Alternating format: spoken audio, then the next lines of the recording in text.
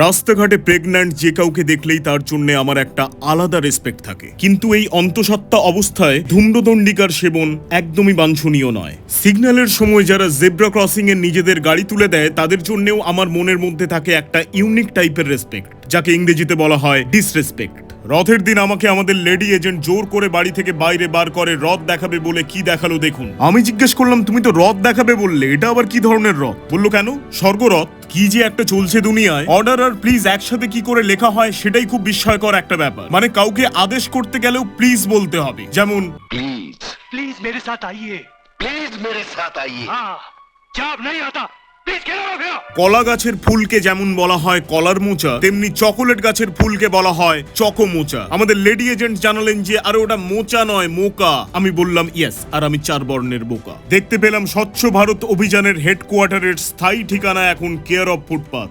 এক ভদ্রলোককে দেখে বললাম, আপনি নিশ্চয়ই সিঙ্গেল। উনি বললেন, কি করে বুঝলেন? আমি বললাম, এই তো বোঝাই যাচ্ছে যে হাতের কাজ করে করে আঙুলগুলো সব অকালে ঝরে গেছে। আপনার ইমিডিয়েটলি এই মুটকার্নি বিশেষজ্ঞের কাছে যাওয়া ভীষণই প্রয়োজন। লেখা ছিল কোটিপতি হতে চান? আমি বললাম হ্যাঁ, কিন্তু কিভাবে? আমাকে জানানো হলো তাহলে কোটি নামে একটা মেয়েকে বিয়ে করে ফেলো। একটা কাজ করছিলাম দেখে আমাদের লেডি এজেন্ট আমাকে জিজ্ঞেস করলো, কি করছো? আমি বললাম ছিঁড়ছি, মানে পোস্ট কার্ড।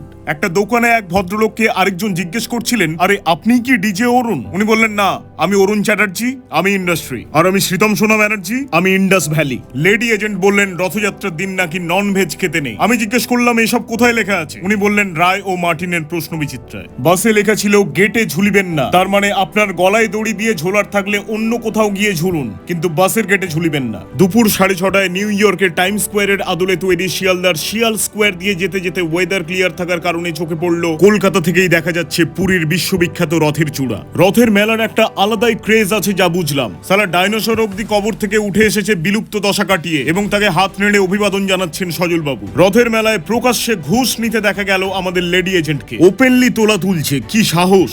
আমি এটা পুলিশকে জানাবো বলতেই লাফিয়ে দৌড়ে পালালো রাস্তার ওই পাশে। বললো, আর হবে না এরকম। এক যুব নেতাকে দেখলাম দরজার চৌকাঠে শুয়ে আছে, যাতে বিজেপি থেকে কেউ তৃণমূলে না ঢুকতে পারে। দেখতে পেলাম WWE ফাইটার কেন রেসলিং থেকে রিটায়ারমেন্টের পরে বাকি জীবনটা ইন্ডিয়াতে কাটাবে বলে সোজা উঠে এসে ঘাঁটি গেড়েছেন কলকাতায়। আমাদের সনাতন ধর্ম মতে রথের ভেতরে মূলত 3 জন দেবদেবী থাকেন: জ্যেষ্ঠ ভ্রাতা বলরাম, ভগিনী সুভদ্রা এবং কনিষ্ঠ ভ্রাতা জগন্নাথ।